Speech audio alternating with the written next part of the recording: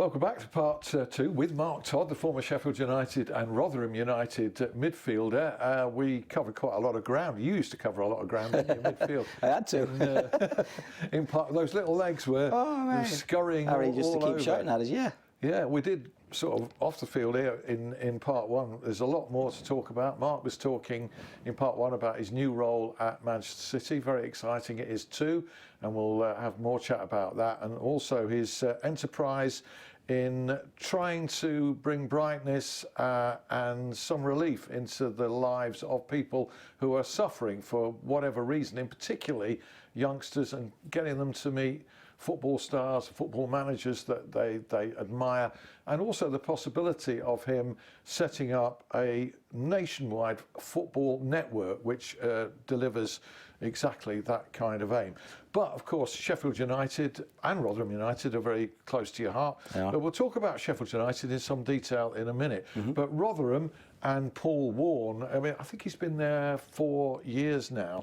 And it's to be admired what he continues to achieve. And again, they're up there looking like they're going to return to I've watched them 2 or 3 times. High intensity, 2 strikers, Smith and Ladapo were brilliant the last time I watched them. They're always going to be fit under Warney, aren't they? And he's got great people around him. I think Woggy's there now, and obviously Richie's been there for a while. You know, great guys who I suppose understand that division. It's always a balance about being in the Championship and struggling, and being in League One and winning. What would the fans want? What's going to give you more joy? But you have to want to get up, irrespective of the previous sort of tenures in that division, because again, can we improve? You know, can we get a wee bit luckier sometimes? You just don't know, do you? But everyone who wants to play at a higher level, managers, players, chairmen, everybody wants to. But it's wants that catch-22 for Paul Warne, isn't it? I see him having a really big key decision to make if Rotherham get promoted again, because. He's been there a couple of times, and it's always going to be a struggle to keep Rotherham in the Championship. And every time he comes down, he has them bombing again in the other direction. And I don't think he gets linked with enough jobs. Now, I know he's no wish, certainly at the moment, to leave Rotherham, but I'm always amazed that there's not a bigger shout for him. Is that because people have a perception of him, it's Rotherham, that was his club as a player, it's special to him, he's got something special, I mean, he couldn't do that somewhere else? I don't believe that for 1 minute, actually. Well, you just look at his CV. How many promotions has he got now? Yes, maybe a relegation or 2, but the market's full, isn't it? There's lots of sort of ex-managers and wanting to get back in. I mean, obviously Chris took a wee while longer than perhaps Chris wanted, and got back in, but. Rotherham, they play a certain way. They're pretty very athletic. Yeah, very athletic. Very, quick, strong players. Quick, strong player. They've got Big Smithy up front, who's a good focal point. They do like to get the ball forward quickly, but it's just one of the things. Is he happy? Of course he is. Would he want to manage a bigger Championship club? Of course he does. Everybody's ambitious, but at this moment in time, he's the perfect fit for Rotherham, which is why they've kept him. And let's hope they get up this season, and maybe they can do something in the transfer market to make them more competitive in the Championship next year. Can't put a value on happiness in terms of a chairman-manager relationship, and each respecting the other. It's worth an awful lot. I think managers often say now when they're out of work they need to pick their next chairman very carefully, and I think Chris Wilder has done. I know it wasn't that way round, and I think there was a long time admiration from Steve Gibson actually. For Wilder. And I think that their personalities suit, don't they? Let's have a look at Sheffield United. I mean, it's going very well for Rotherham. Sheffield United, let's make no bones about it, aren't doing as well as they should be doing, or that you would think that they would be doing with the squad of players that they've got. And Slaviša Djukanovic admits that they should be doing better with what they've got. What's your assessment of it? Are you disappointed? Are you surprised? Or do you think that, when a manager's been there a considerable length of time, this can often happen to the successor? Yeah, there's I've watched them 6-7 times this year, and I just think it's just look disjointed. I don't think a 4 suits the players there. I really don't. I think he brought Bash on a couple of 3 or 4 games back and put him at right back. Probably the perfect opportunity to go 3 at the back and just see what the that group looks like in a 3, whether it was a 3-4-3 or 3-5-2. But he's sticking to his guns with a 4. But we do concede a lot of goals.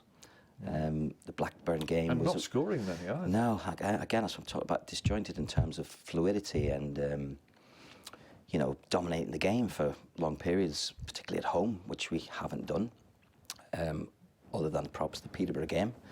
But the Blackburn game I think it was a real wake-up call to everyone. How difficult the Championship is, of course, but I think it was a real lack of, what are we? What are we? What is our settled 11 identity? Whether it's 4-3-3 or whatever, 3-4-3, whatever he wants to play, whatever got him success before, can't be a guide to this group because it's a totally different group, and he needs to seriously look at that and understand what is going to be required from this group of players, because there's not going to be huge investment in January. So whether there's ins and outs, I'm not quite sure. But it needs definitely a freshen up. Whether the owner's prepared to invest again at a level that's going to make us more competitive, I just don't know. But it definitely needs a shake-up, or it's going to be a very, very difficult, frustrated season. You can see storm clouds on the horizon without any question in terms of will he get what he wants, because it would, from the outside, the perception was that he had to shout and holler, even publicly, during the summer to get even 2 or 3 players through the door, having been promised that level of backing. So you can only imagine the tension that there might be if this window progresses or doesn't progress. As the previous one did. Things need to happen. It does. We do need a freshen up. Horan's come in and not started, so is there a case for him starting? Maybe. He hasn't pulled up any trees. He hasn't. He hasn't, and but he's an international player. He's got good pedigree. He's played at a high level. He's just thinking, at least try the boy in there for a period of time. But from the outside looking in, Alan, I'm a little bit more detached these days. Obviously, Chris is not there. But yes, it's something needs to happen, or it's going to be a poor season. It's kind of one of the two, isn't it? Either if you're having to operate with these players in the future, that you have to tailor your tactics to them and maybe swallow a bit of pride and revert to 3 at the back, 3-5-2 or whatever, variations on it, or you manage to get the players that fit your system through the door. And he's talked about signing 2 wingers. There aren't any really, are there? Proper wingers at Sheffield United and a central midfield player. Yeah, because obviously, he's looking for midfielders to play out there, or strikers to play out there. But I don't see us improving unless there's a change around in system or a change around in players. It's as simple as that, Alan. Yeah, I see a lot of people out there saying, blaming Chris Wilder for leaving United with this squad. And granted that 1 or 2 signings haven't worked out. There's no question, at least not yet. But there's no guarantee equally that those people are shouting that. How do they know that had the same manager been in charge of those players this season, that it would have worked out like this? You would have expected, up in the top 6, hindsight, crystal ball, all of those. But the decision was made, so we have to live with the decision. We're not going back over that. That's all water under the bridge, just hoping that it gets sorted going into the future. Do you think there's a bit of an impish sort of look ahead to the window? Every manager's going to be looking at who he might bring in, and so many players follow managers around. Managers have favourites. Do you think that the new manager of Middlesbrough will want to bring any, shall we say, of his old boys from Sheffield United in during the window? Listen, he's probably had a good look at the lads over this international break.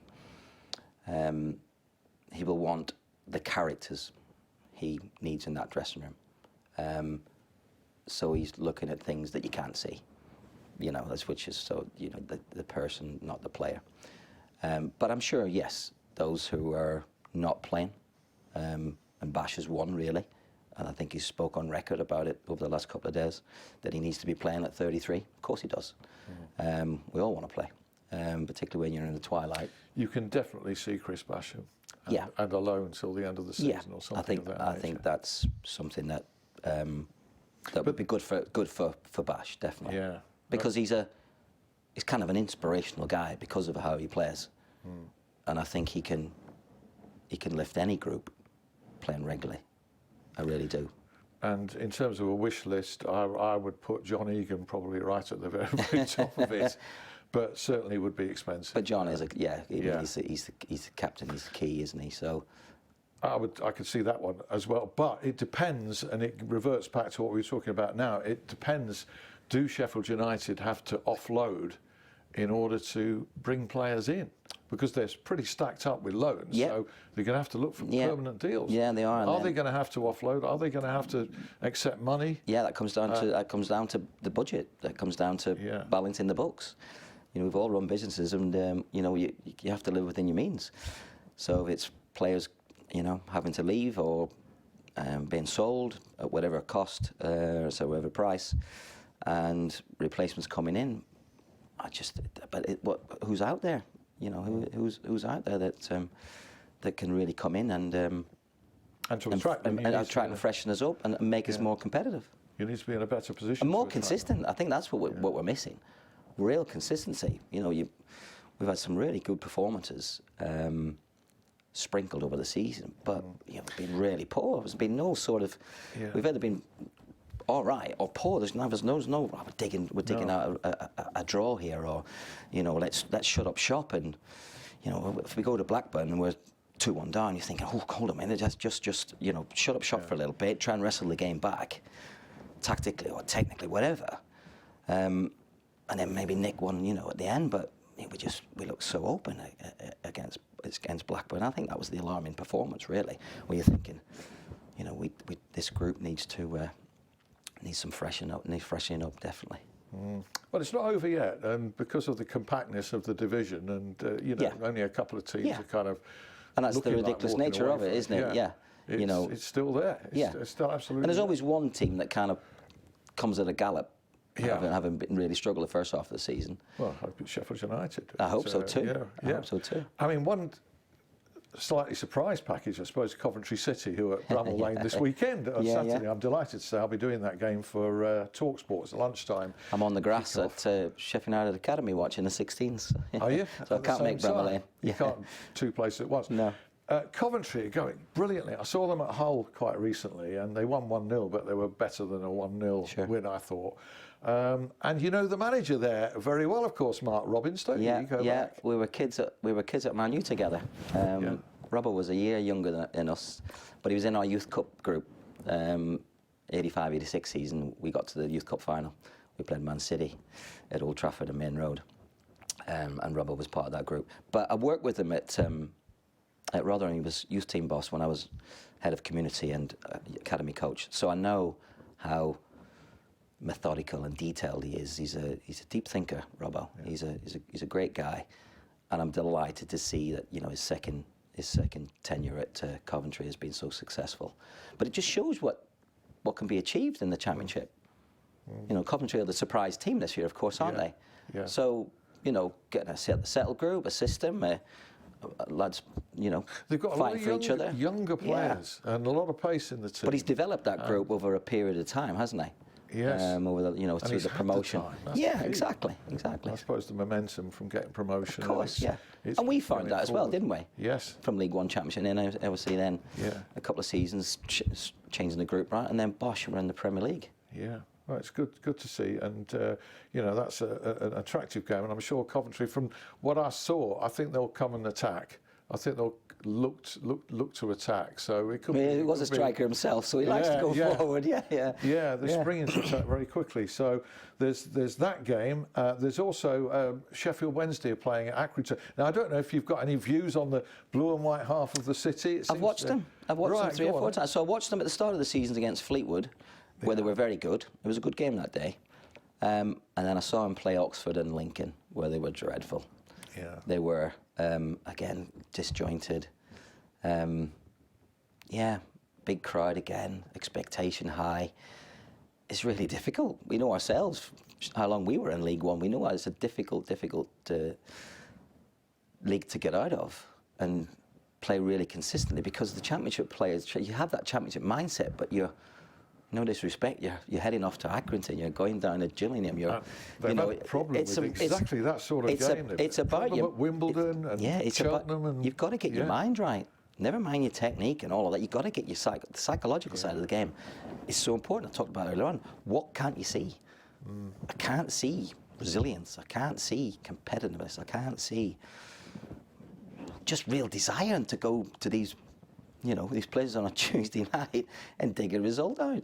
Yeah, which is what it's going to take. I mean, John Coleman's a past master at that level with a great record with Accrington, and he set the stall out today. He was saying our fans will outshout the Sheffield Wednesday fans. So he's already getting into the needle aspect of the game. Yeah. And Wednesday, of course, will have another terrific, as many tickets as they're allowed. Sure. For that. Oh, they're fantastic. Well, like I say, there's been 25,000 every time I've gone. The crowds are terrific. Yeah. So both clubs. I mean, United getting 26, 27, 28. Amazing support. Wednesday getting 20, and these are two teams struggling in kind of mid-table and below. It's a passionate football city. They want to support their team well, and they want to go out there. And and there's also that social element of meeting up with your buddies and talking about the game and high expectation, and then let down by the result and the performance. But the fans are there. 50,000 people turning up every other week. Because it's a big city, it's a magic football city. And with those numbers, they do deserve better than we're actually seeing at the moment. Another connection. Well, obviously we've seen managerial roundabout during the window, during the international break rather, and Dean Smith got very harshly sacked at Aston Villa, has gone to Norwich. But more interest to you, Stephen Gerrard has left Rangers to go to Aston Villa. I know, my team. I obviously grew up as a Protestant boy in Belfast. You support Rangers. So he wants to be in the Premier League. We've quite very quickly replaced him. I think he's left a very good legacy. I think he's left a good group for Giovanni to work with. Giovanni Van Bronckhorst. Has that been confirmed? Yes, today. He's the new manager. Today, right? So delighted, former player, knows the city, knows the fans, knows what's required to be successful in Glasgow and on the blue side of the city. So I'm glad it's sorted out quickly, really, because then we don't have this kind of what if type of scenario. And do you think Stephen Gerrard's made the right call in leaving to go to Aston Villa? Time will tell, but he wants to be tested in that Premier League, which where you have to listen to Tufty talk about wanting to get Middlesbrough back in the Premier League, because it's the place to be. I know myself. I was tickled this week with Man City at our level, at recruitment level. Yeah. And in fact, we're heading there on Sunday to watch City Everton with a bunch of boys on a birthday weekend. Oh, brilliant! What a treat for them. Yeah. Fantastic. So I've sorted the tickets out. And do you, when you're, I mean, Pep has such a hold over that football club in terms of the way, the ideals and the way the football is played. Yeah. Is that template followed all the way through when you're looking to recruit 8, 9, 10-year-olds? Yeah. They have to be gifted with the ball, Alan. They have to be able to look after the ball. First touch, awareness, two-footed, that's brilliant. Playing in that system. But there's some great kids coming through.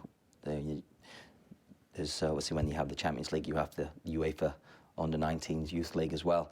Some great boys in there. McAtee, Cole Palmer, Tommy Doyle, Liam Delap. Some great potential coming through.